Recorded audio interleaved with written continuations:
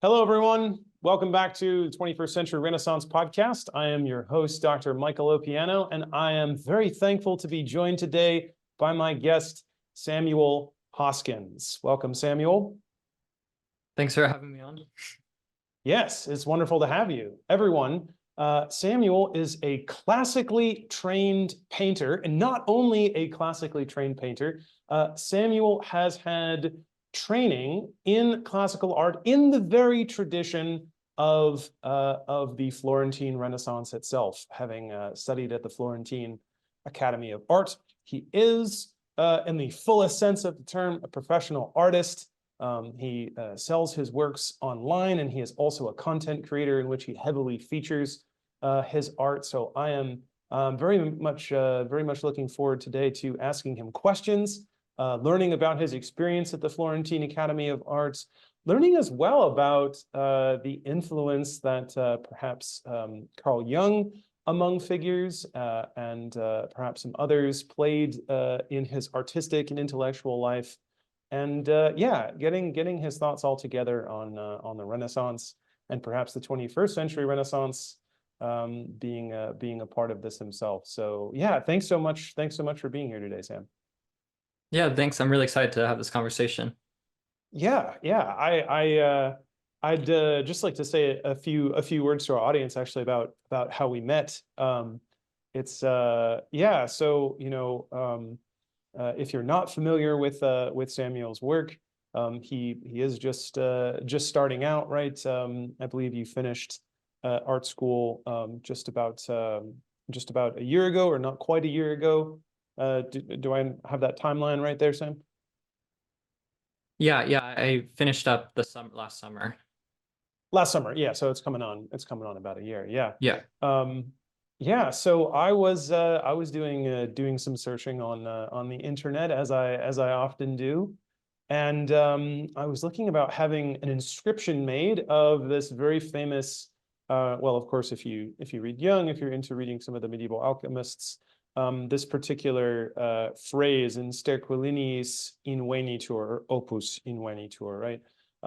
In the filthy places, in the dirty places, perhaps symbolically in the places you're least likely to look, is your work to be found? Something like that. So a very powerful maxim or aphorism spoken by the alchemists. They have a few of these written down by the alchemists. And I came across online, it was one of the first few hits. I came across one of Samuel's paintings. I came across one of your paintings of all things, which was really perfect, considering the influence of Jung in your study of Jung. The Shepherd, right? End of the alchemists themselves, right? Because one of the key texts of the alchemical and hermetic tradition, of course, is the divine shepherd. So they're very into this shepherd iconography, and of course this shepherd is reposing on a rock, and on this rock is written this alchemical maxim. And I just thought, wow, look at the exquisite classicism of this painting. This is not the sort of thing that you come across someone just saying like, oh yeah, I just I painted this a few months ago, right? It could have been a Caravaggio as far as I was concerned. I had the opportunity to reach out to Sam. So yeah, tell me a little bit about this painting actually before I ask you some questions about your education. What went into this this shepherd in sterquilinis invenitur painting? What was going on there? Well, it was the final project of my time as a student at the academy. And so how the academy is set up is pretty much from your first day, every single hour at the academy for those 3 years you're there is pretty much accounted for. And so I did like the 3 years there, and then I did an extra year as like a graduate in residence and did some teaching. But the actual course is 3 years long, and so this was the final project is what it would be called. And so it's a 5 week portrait with hands is what you would call it, with like a narrative element to it. And so this was done entirely from a live model. So we got this guy who I think he was from Sicily, and he was spending some time in Florence. And me and I was with somebody else. We did it like on a tandem, like a partner system. and he like found a monk's robe on Etsy and was able to order it online. And so we got him in, got him in a monk's robe. I went down by the river in Florence and found the staff or the stick, and we were kind of wanting to do something along the lines of like a shepherd or a monk of some sort. Mhm. Yeah, and so that was kind of how we went about that. But it's a really rewarding and interesting experience to work entirely from life. And so he would come in for Mm, 3 hours every day, and it mm. was a 5 week project. We spent like an extra week on it, so it was ended up being about 6 weeks. And like 3 hours every day, like clockwork, he would just come in, sit down. We had tape marks and chalk of where his arms were and where he was looking, and everything marked out. And so we came back to it every day. But yeah, it was the culminating project of my time at the academy. Okay, interesting. So it was, something like if you're, if you're doing an undergraduate kind of like honors degree, like this would be like the presentation of your senior thesis, or like a culmination of your major studies that you present for evaluation to a committee that then decides, well, I guess in your case, it would be whether you would receive certification as an artist from this academy. Did it really rest on your graduation rested on this project? It was the certification from the academy is based off of completing all the projects to the standard that they set. Okay. So, like everyone who finished that project was able to graduate. But it did affect a lot of who, out of my class, which there was probably close to 20 people. It's a very small school. The entire school, when I first started, it was like 100 people. Now it's a little bit larger, but it's still pretty small. But out of Mhm. those like 20 people that were graduating with me, they chose like three for to stay on as the graduate in residence and do some teaching. Ah, okay. So So that final this, product was a large influence on how they kind of chose who would be the good people to help teach the new okay. beginning students.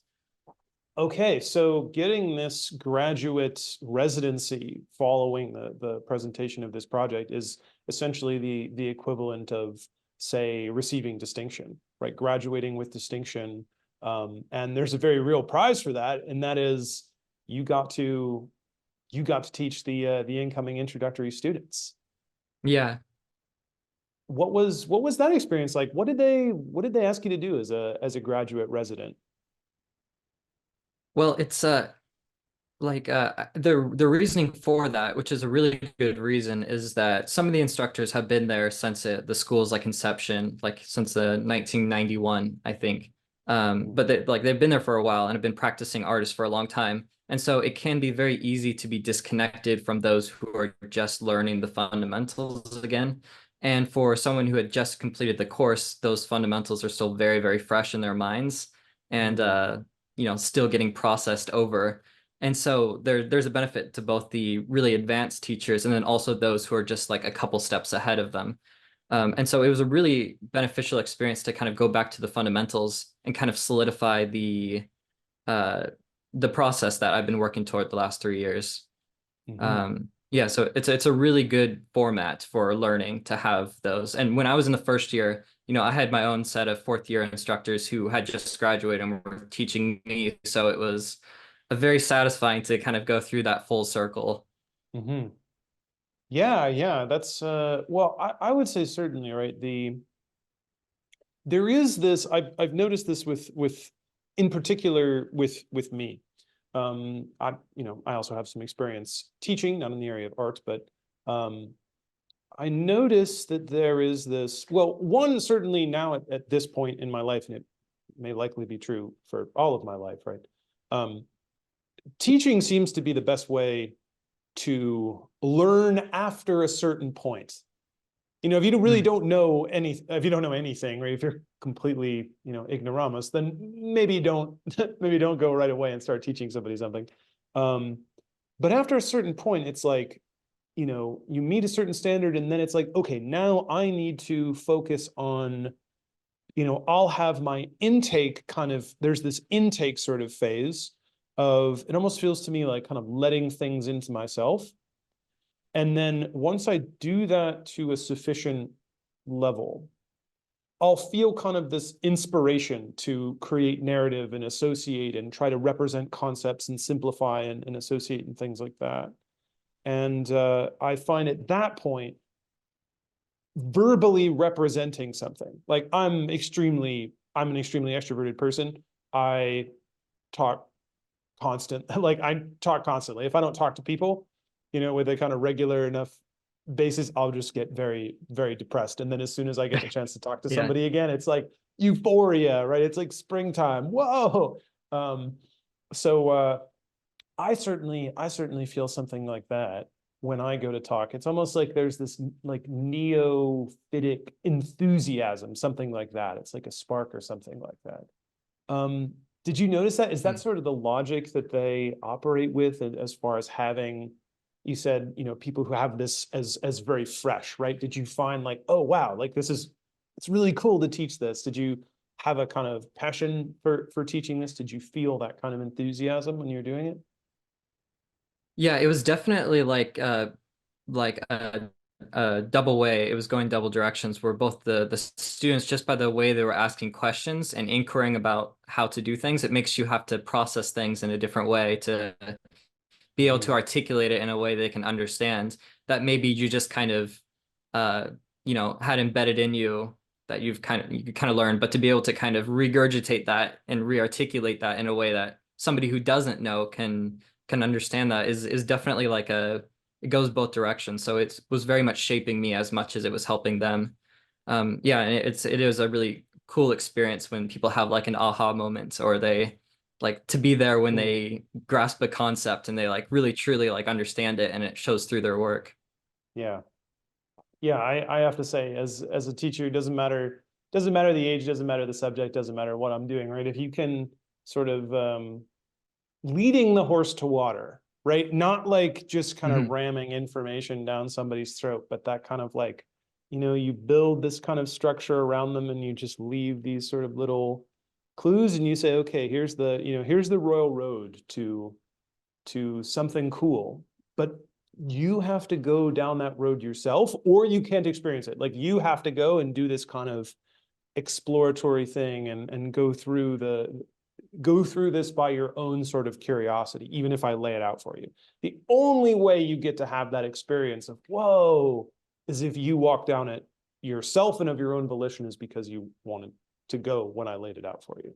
And being able to do that and Hmm. having, the kid like kind of take the bait and walk down that alleyway is and then really enjoy what they found at the other end is like, yeah, for me, that's the one of the best feelings in the world. It may be the best feeling in the world.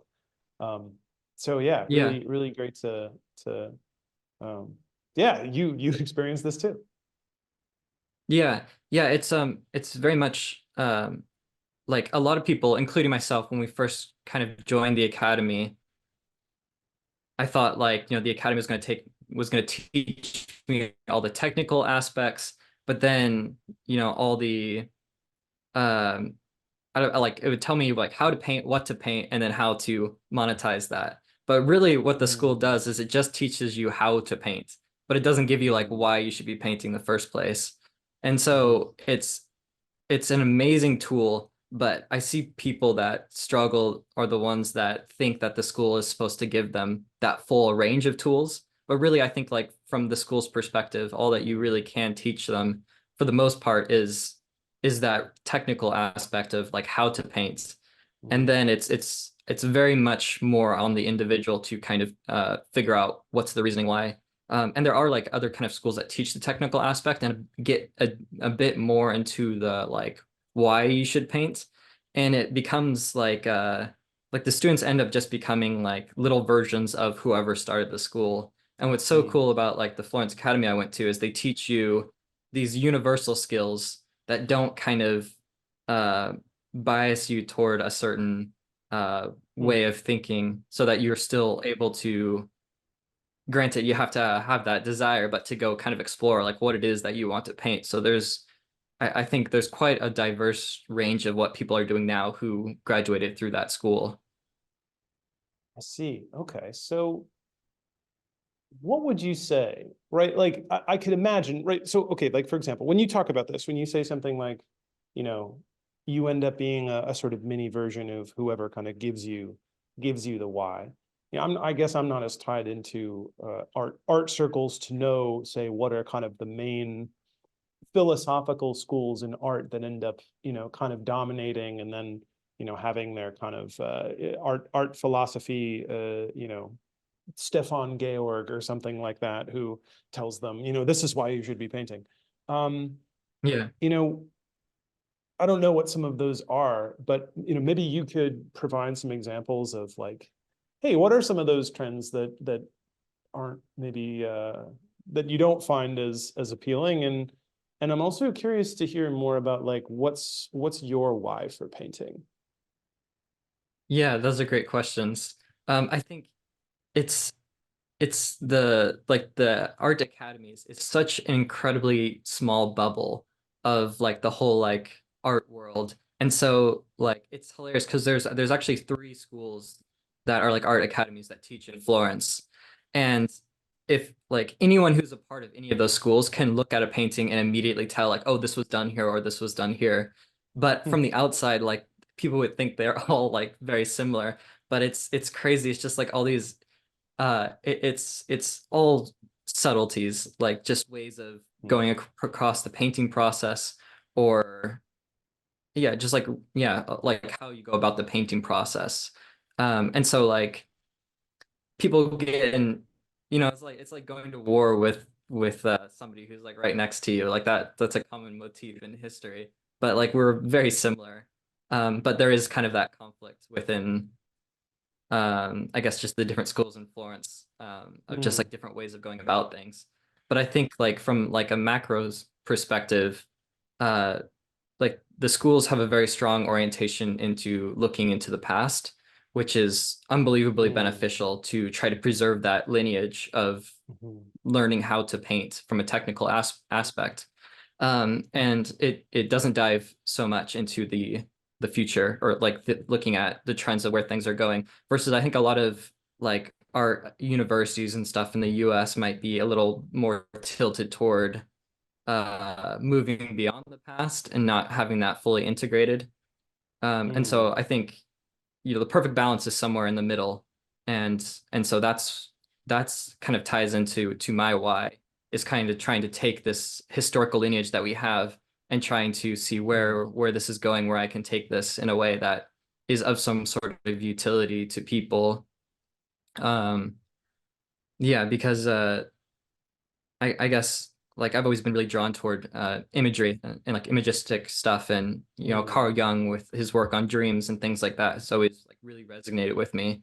And for me, like to be able to do painting and imagistic stuff seems to be the way I can access or somehow try to tap into the dream without, or the imagistic, whether it be like an idea or a dream, without it like going through too many filters that it kind of loses that initial purpose for it. So I think it can be easier to kind of try to capture something in an imagistic form that can be hard to mm, articulate than it is in words, if that makes any sense. mm. But I'm No, still trying to figure yeah. out how I can use imagery and painting, yeah, in a way that I can kind of tap into something that could be of spark some ideas for others. Mm.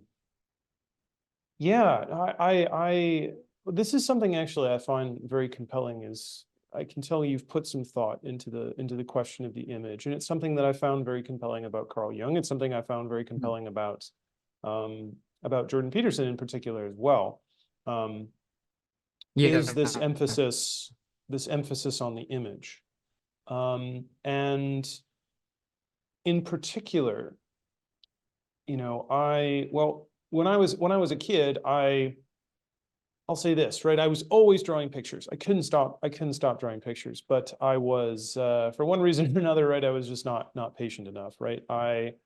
Yeah, I really value the sort of work and education that you've decided to pursue, because like, 6 weeks for a painting, and hard work and focused hours, and Yeah. many years of mastering that technique, that requires immense patience before there is a payoff. And there has to be also, it's, yeah, it's like, it's not just a, techne as in like something of the hand, although that is a part of it, but a discipline or also sort of organization of image within the self, right? Psychologically. And I'll say that, one of the things I find so difficult about images in particular, although sometimes I do find myself really struck by an image, it almost possesses me, and I have to go, like, I'll be writing, and then I'll just be like, I'll notice a picture just comes into my mind, and I have to draw it in the margins of whatever I'm writing.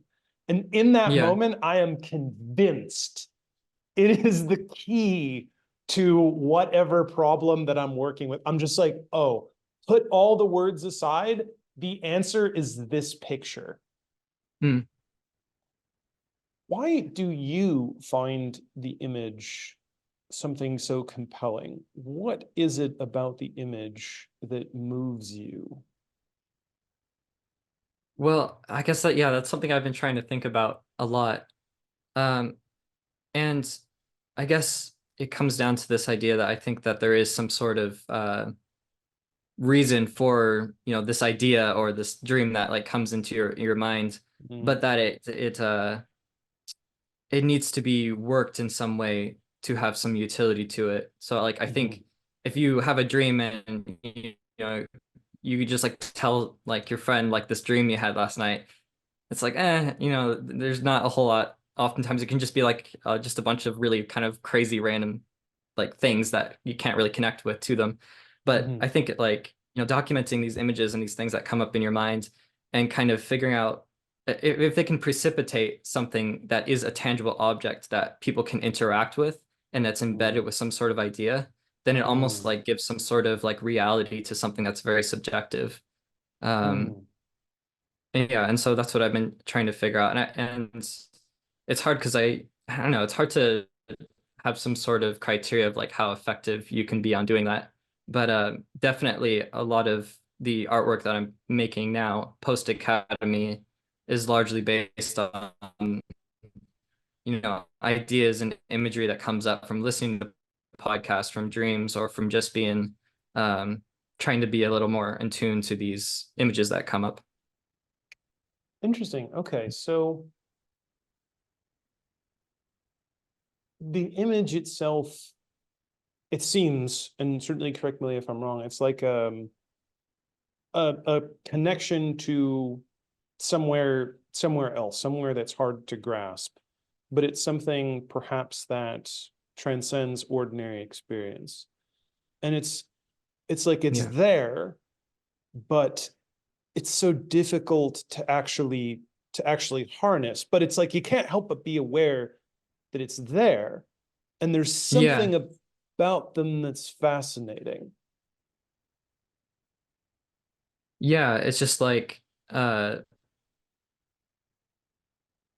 yeah, trying to make sense of it. Like why is Mhm. that image there? And you could either Yeah. just like kind of just discredit it and say like, oh, it's just a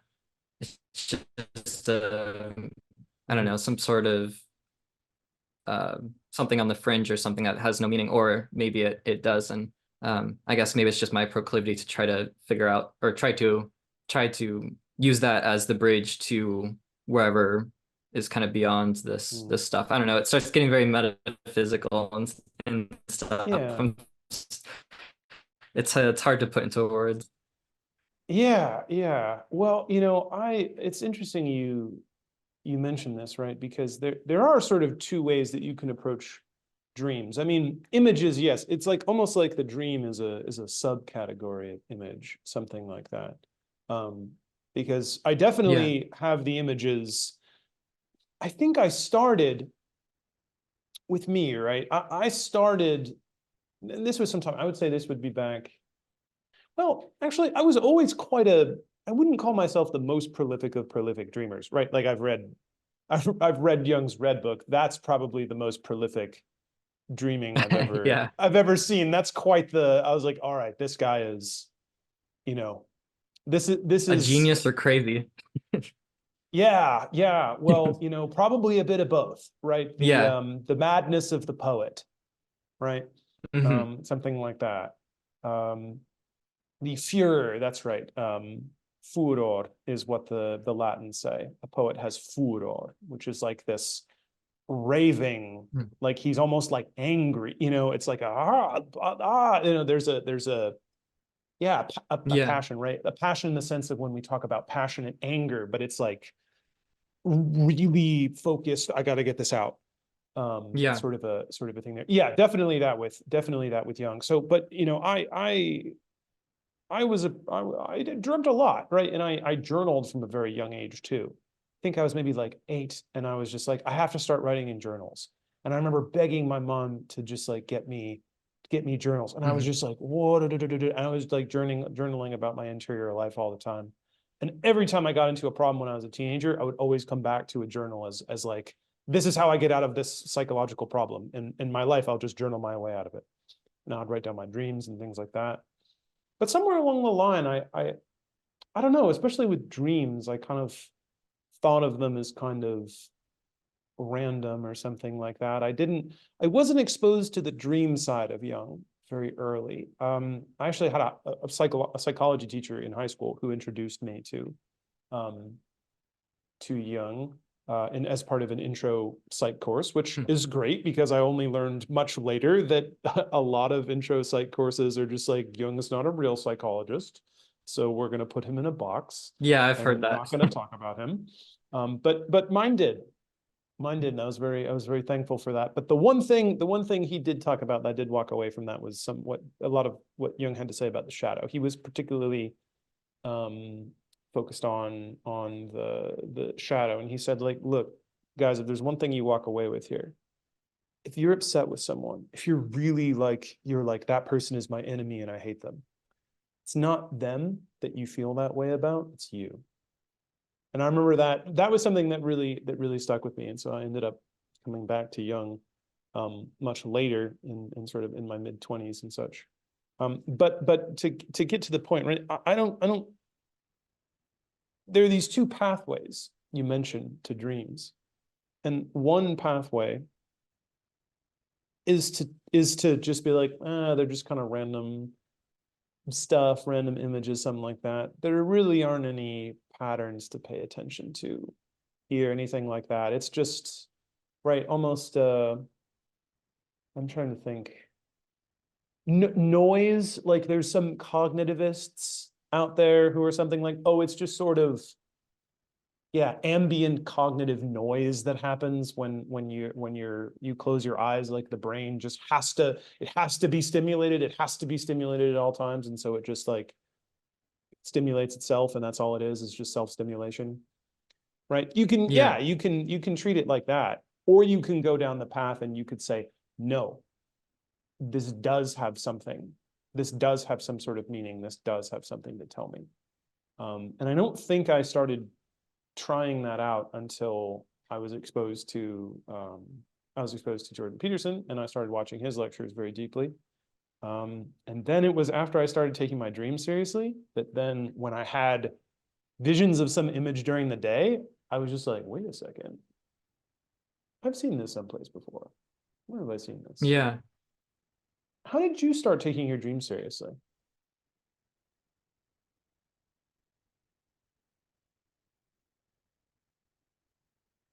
Are you there, Samuel? Well, I came across Carl Jung pretty early. I think I was like 13 or 14. Um, and yeah, around 13 or 14.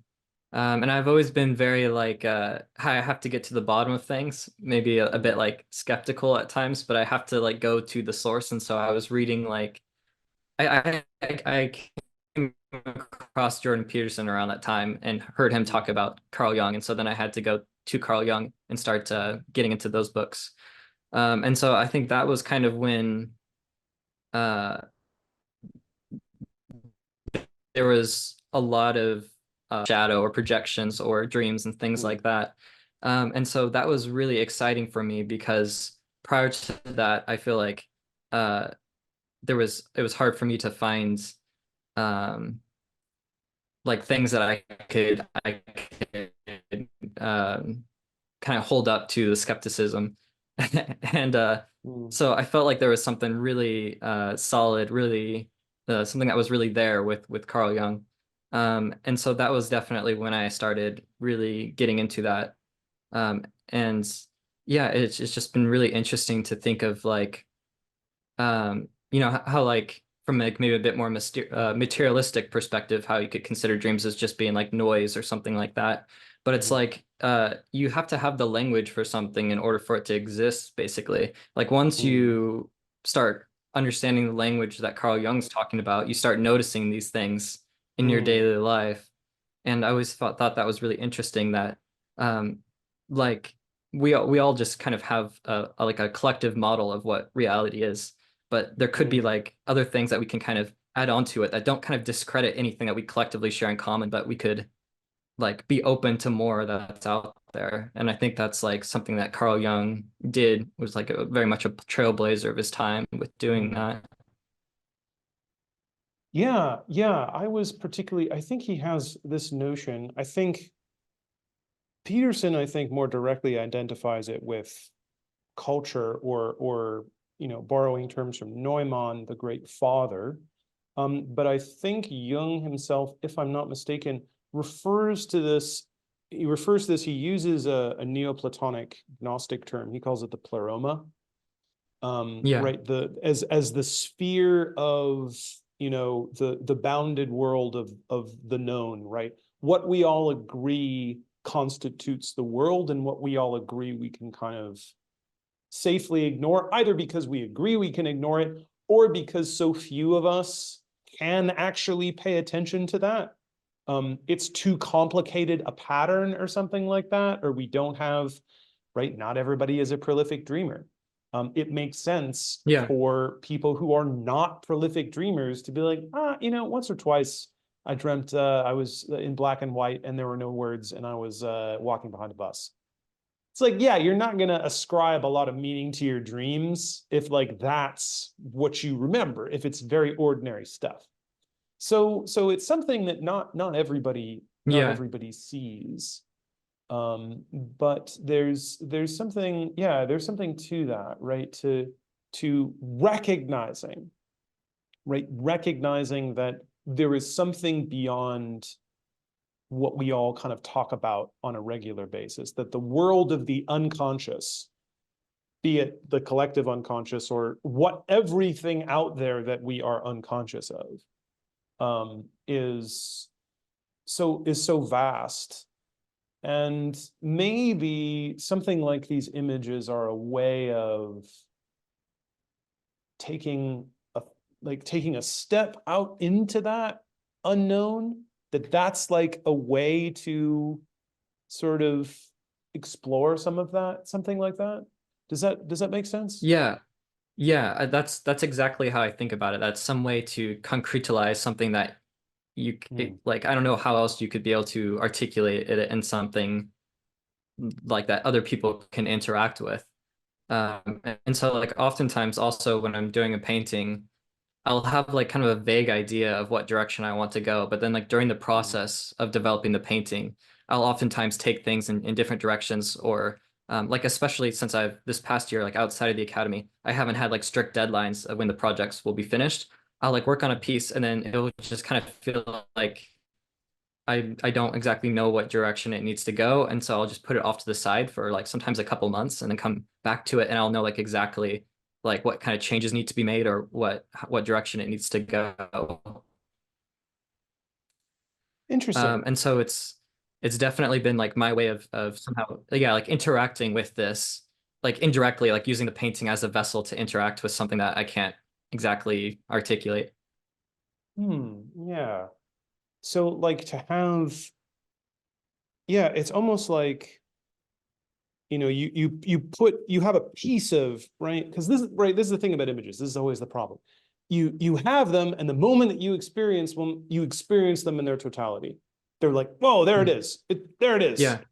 And then, but you can't wrap your hands around it, right? It's like, it's there, it's present, it's all, but then as soon as you move past it and you're like, okay, now let me take this and try to right. And I noticed that I'll try to, for me, right, a lot of what I do is right, writing. That's kind of language tends to be more my medium than creation of sophisticated images. Like I love to draw little things, but I'm not, I don't have I don't have the craft. I don't have the art, right? I don't have Yeah. the R's. Yeah. Um, Yeah. but I do have a lot of formation in writing and organizing my thoughts in writing. And I notice sometimes I just get, an image will come to me. I want to say maybe it was back in January. Oh, what was this? It was it was a certain network design. I'll have to send this to you. Maybe I can put it in the comments or something. But it was Yeah. it was a certain network. It was a certain network pattern. And I realized the relationship between these two flat images. And I was like, oh, wait, as a three-dimensional object, as a three-dimensional image, they are very specific frozen vantage points of this three-dimensional Mm. element. It was of neural networks. That's what it was. If you sort of do a sort of slice-wise, Okay. yeah, if you take a Mm. slice of a neural network from one direction, if you sort of slice it horizontally, you'll see a bunch of dots that are all kind of connected to each other at various levels. But there's no center, it's just kind of an amalgamation of points, and maybe some have more connections and some have less, but they're all right connected to each other. If you flip it the other way around and you look at a neural network from the lengthwise, it looks like a strict, rigid hierarchical structure. And Mm. there are no lateral connections. But if you combine those two and merge it together, you get the three-dimensional shape of a neural network. And I was possessed by this for like 3 days, and I was trying to write all this out. And there just comes this point where you're like, it leaves me, and I have all Yeah. those notes somewhere, and it's like, well, I'll come back to that at another point, maybe when I have another breakthrough, or I'll revisit it or something like that. But yeah, so you use these paintings as a way at times to kind of, when the images visit you, to kind of capture at least a piece of it, and then you can come back and sort of work on it and add a little more. Do I understand that correctly? Yeah. Yeah. Yeah, exactly. It's like the same way of like recording dreams down, where if I go back at a future date and like read them, even though they're not super detailed, sometimes it's enough to kind of trigger, and then I have that image kind of back in my mind from that dream. So if it's just like, if like it just has to be enough to kind of trigger that thought to come back. Hmm. I want to come back to something you said about, right, you've mentioned, right, this idea of trying to get it into this material form as a way to offer it as some kind of utility, and that you're still thinking Yeah. about this, right? This is still an idea. This is still something that you're developing, right? Yeah. To use something hopefully not too cliche, ars longa vita brevis, something like that. So it'll Mm. take some, right? Art is long, but life is short. So it'll certainly Yeah. take some time, I'm sure, for you to develop this out. But even to think about this as a sort of idea and process is something that you're pursuing with your art. Where are you so far in say thinking about the utility of images? What do you think they can offer us today in the 21st century? And specifically too, right?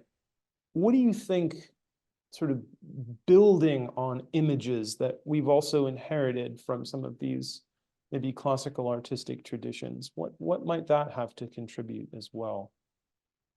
Yeah. I mean, I've thought about this a lot, and it seems like I have I'm trying to find meaning in what I'm doing. Sometimes I find that like I have to battle both the extremes of like, oh, what I'm doing is like of the utmost importance, and then like on the other side, sometimes I think like, oh, the like I'm not an AI CEO or something, like what does paintings actually like mean to the world?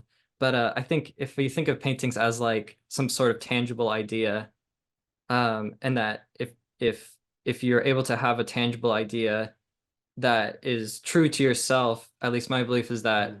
which would be kind of the Jungian perspective of like the collective consciousness or collective unconscious, that if I can Mm, kind of tap into something to me, it's not isolated to just myself, but that there could be some truth or some sort of meaning that other people mhm, can connect with.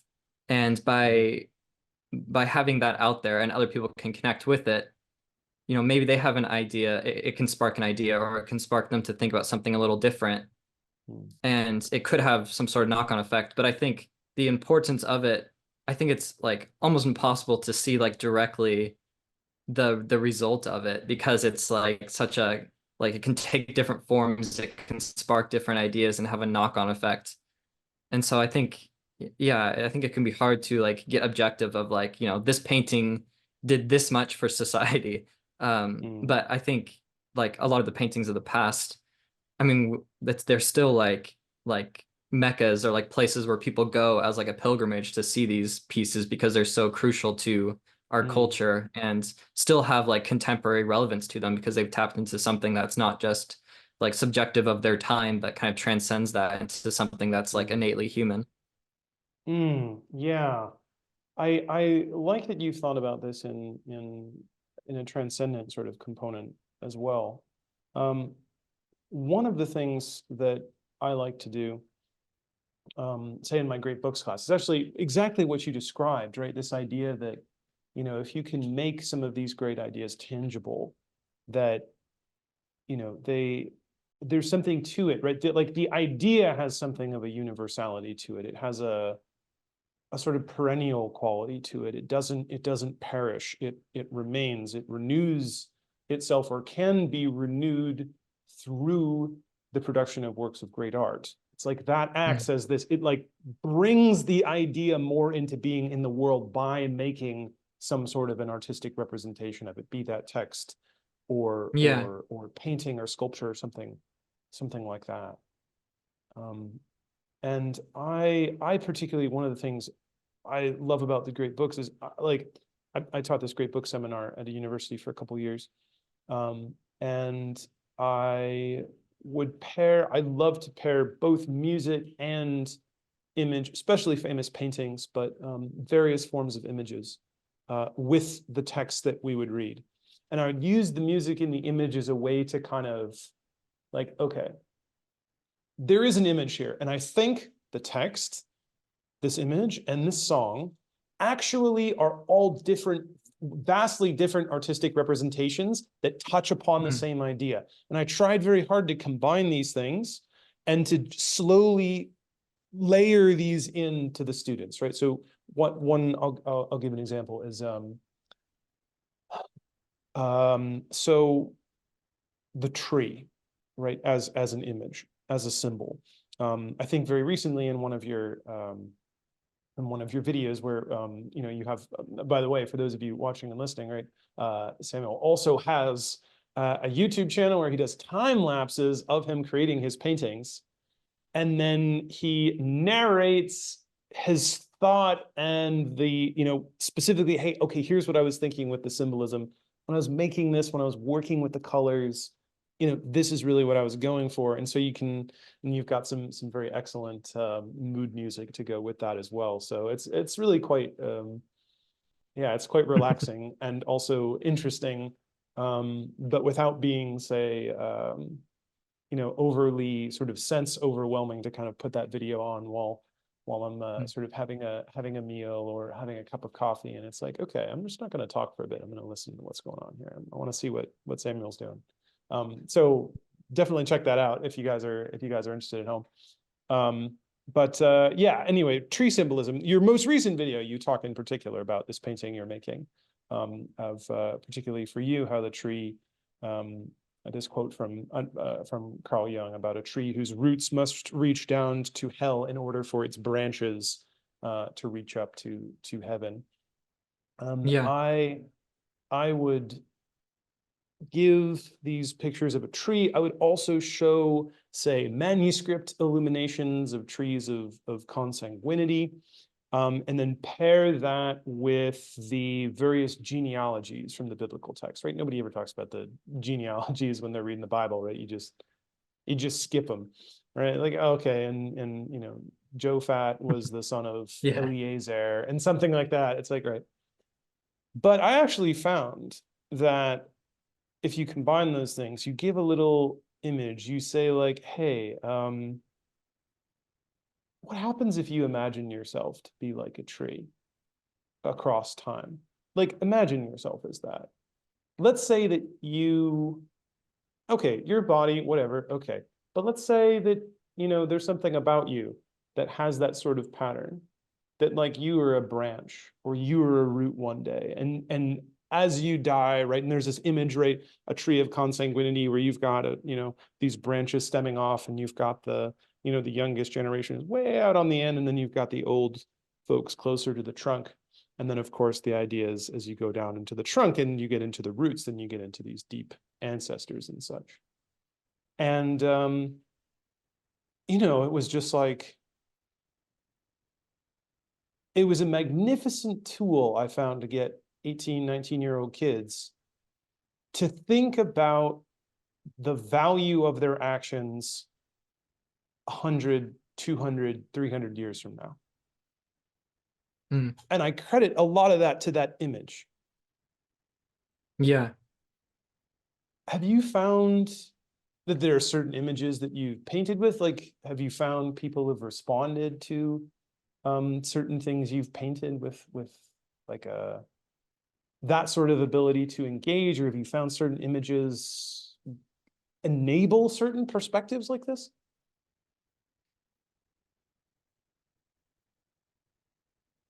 Yeah. I guess one that I've been exploring with, I guess myself, I guess, but I think people have been interacting with it a bit also. It's just like the symbol of like the meteor, or like something like an asteroid or a meteor like coming into and like crashing down, or shooting star.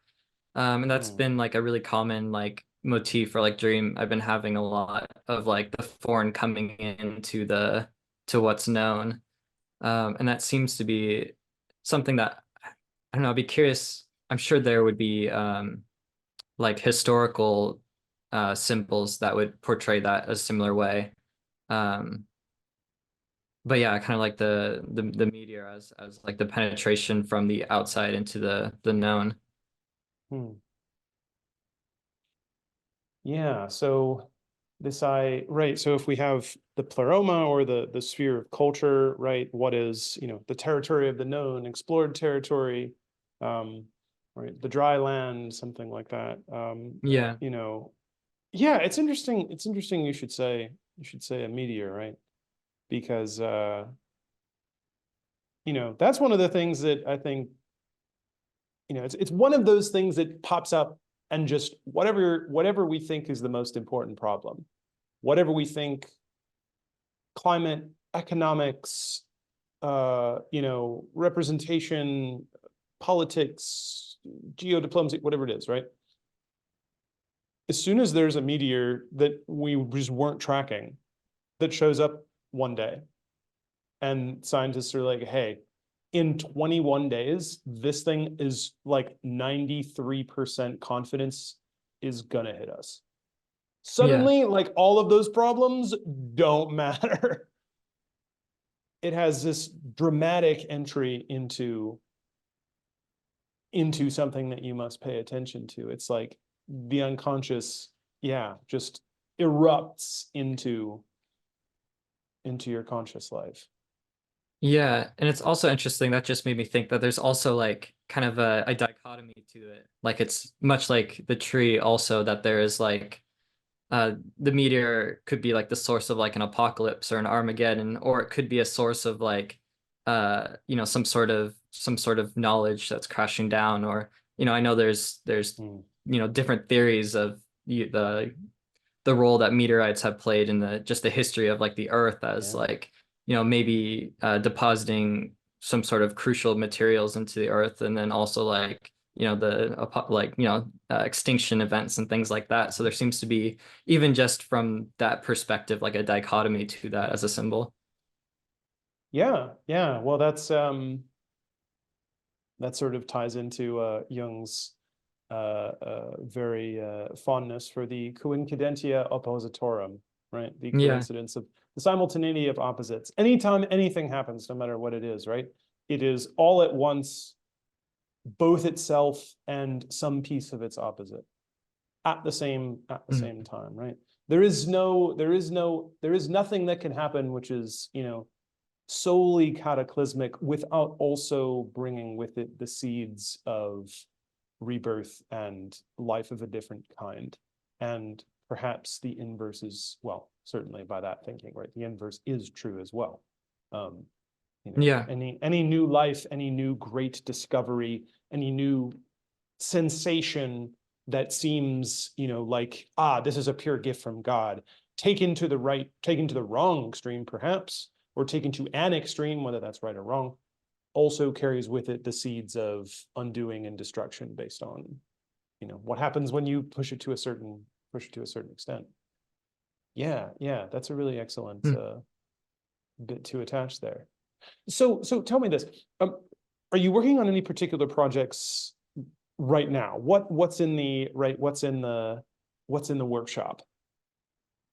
I'm getting ready. I have a show, like a fairly local show in the fall, and I'm doing like a series of art fairs in the summer where I'll, be bringing my work places, and there'll be like a large public audience that's kind of walking around looking at other artists as well.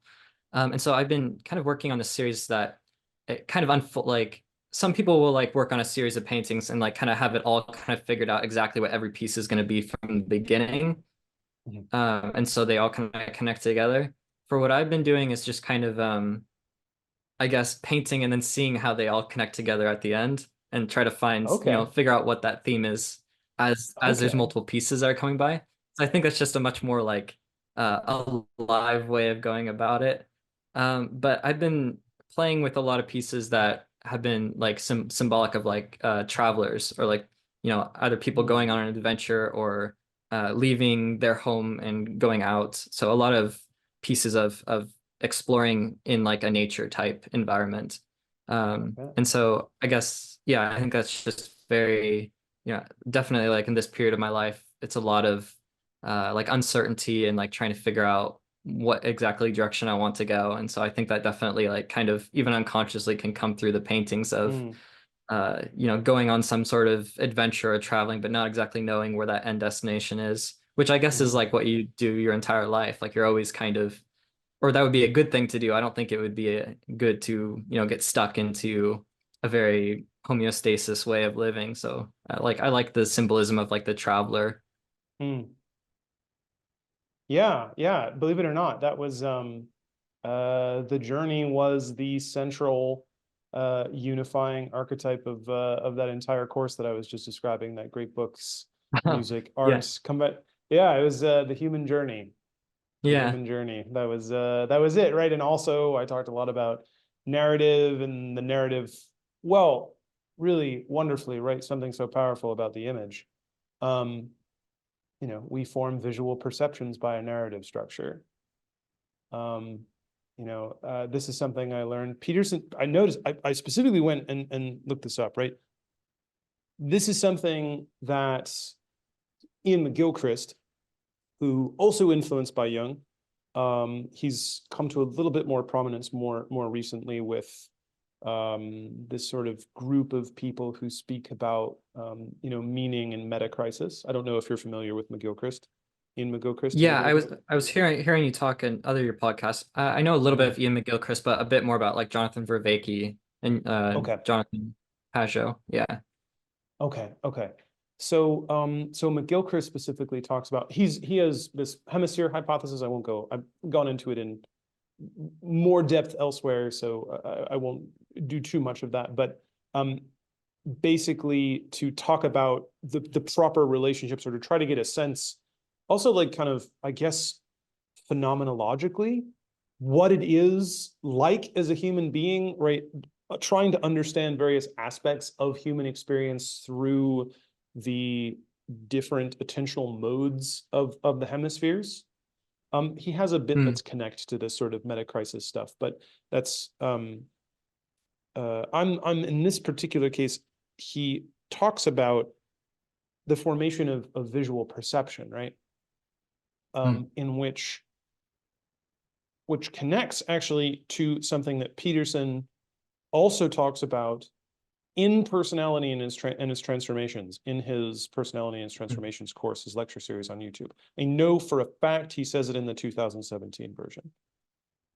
He talks about the lateralization of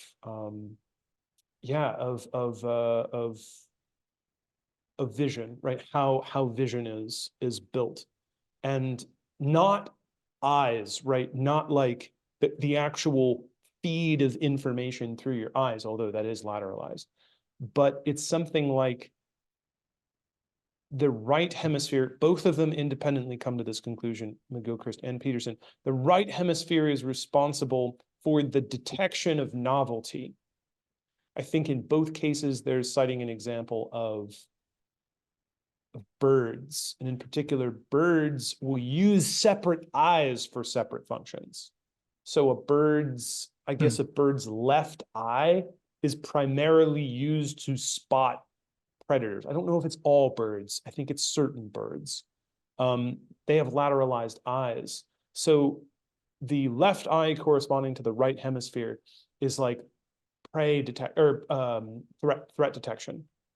And it's sort of scanning all the time and taking in all of this ambient information, but it doesn't tend to focus very particularly on anything. Whereas the right eye connected to the left hemisphere focuses in, and it's more to do with like consuming food, right? Getting in really closely and consuming something at a small level. And McGilchrist talks about ambient attention being lateralized to the human right hemisphere, and focalized attention lateralized to the left hemisphere.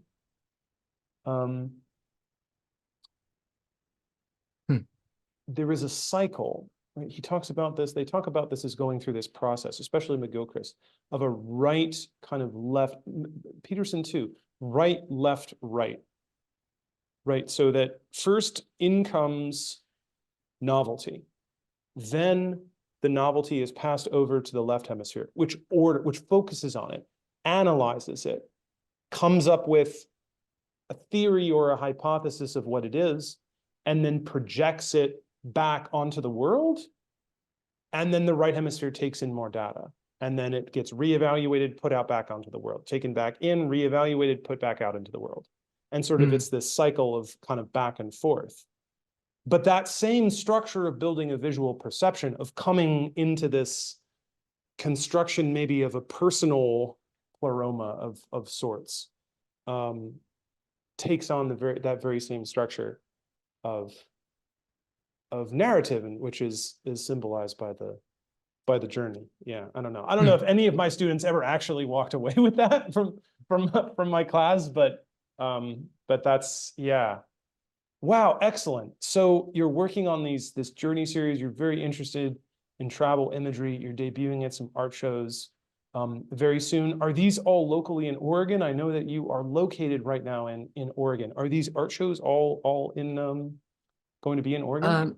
They'll be in Oregon and Washington, and then I also have a gallery I just started working with in Houston, in Texas. And then yeah, there might be some possibilities of some things elsewhere, but they haven't been set yet. But yeah, trying to get I like doing things regionally or like local, and then also like just trying to get out there and get into new areas. Yeah, well, I'm at least if a broader audience is like me, and I think really I can't recommend this enough to those watching and listening. If you have a chance, please go ahead and check out Sam's art. It is really worth taking a look at, especially the classicism that he is able to incorporate. The themes and the symbolism is appealing to me as well. So it's really a trifecta there of interest on my part. But I think really anyone, even, right, I'm not a particularly an art connoisseur, and it's something that really stood out to me and generated this conversation. So really, so what you will presumably post maybe some of the dates of this on some of your social media. Tell us where are you active? How can we follow you? What are the best portals to take a look at your work?